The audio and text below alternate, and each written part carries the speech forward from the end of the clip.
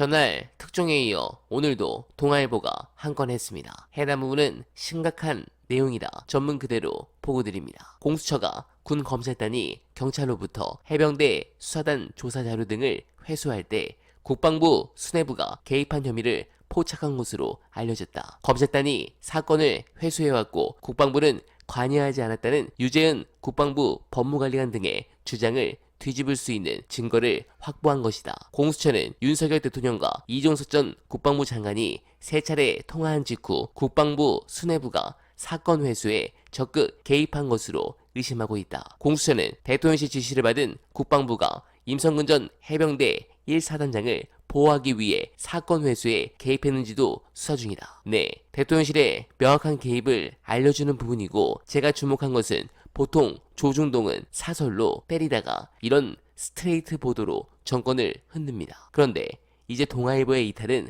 확실해 보입니다. 관련해서 중요한 영상 보시고 이어가 보겠습니다. 주목할 만한 뉴스가 이겁니다. 동아일보 보도인데 임 전 사단장, 1사단장이 수중 수색을 지시해서 이 사고가 났다라고 부하들은 주장하고 있고, 임 전 사단장은 자기는 물에 들어가는지도 몰랐다. 본인은 장례식장에서야 알았다라고 주장해요. 납득할 수 없는 주장이긴 한데, 그런데 임 전 사단장을 7월 31일, 그러니까 정상적으로 절차를 밟아가던 8명이 책임 있고 임 전 사단장이 당연히 그중에 가장 큰 책임이 있다라는 취지의 조사 결과를 경찰에 이첩하기 전에 임 전 사단장은 사퇴 입장문을 작성하고 있었어요. 왜냐하면 이제 수사 대상이 되게 됐고 본인은 보직 해임된단 말이죠. 그래서 사퇴 입장문을 논의한 것으로 알려졌는데 갑자기 복귀합니다. 갑자기. 그 시점이 언제냐?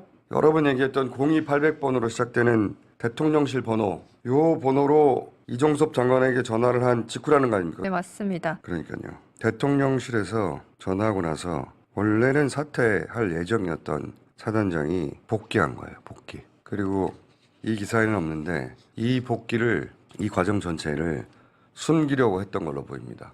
휴가 처리해라. 그러니까 이런 식의 수사 의뢰 그리고 책임을 묻는 과정 전체를 지울 수 있다고 생각했던 것 같아요. 그 외에도 윤석열 대통령 개인 명의 휴대전화, 어제 보도해드렸던, 갑자기 이종섭 당시 국방부 장관 출장 가 있는데 막 일반 휴대전화로 전화했다. 네, 해당 보도도 동아일보였는데 아주 재밌습니다. 그리고 윤석열 폰과 관련해 저는 앞으로 이런 사고가 더 나올 것이라 확신합니다. 이거는 제 내피셜입니다. 비화폰은 도청이 안 되는 폰일 뿐이지 비화폰은 비화폰인 거 아닙니까? 어쨌든 쓰게 되면 오히려 이게 위험할 수 있어 개인 폰으로 해야 안전할 수 있다. 이렇게 생각한 거 아닐까 합리적 의심이 듭니다. 제가 이상하게 생각하는 게 윤석열이 개인 폰을 너무 자유롭게 마구 쓰고 있다는 느낌을 받은 적이 많았습니다. 왜냐하면 기사 같은 걸 보면은 주변의 법조인들한테 전화해가지고 뭐라고 했다는 게 많습니다. 예를 들면 용산 대통령실의 핵심 고위 관계자가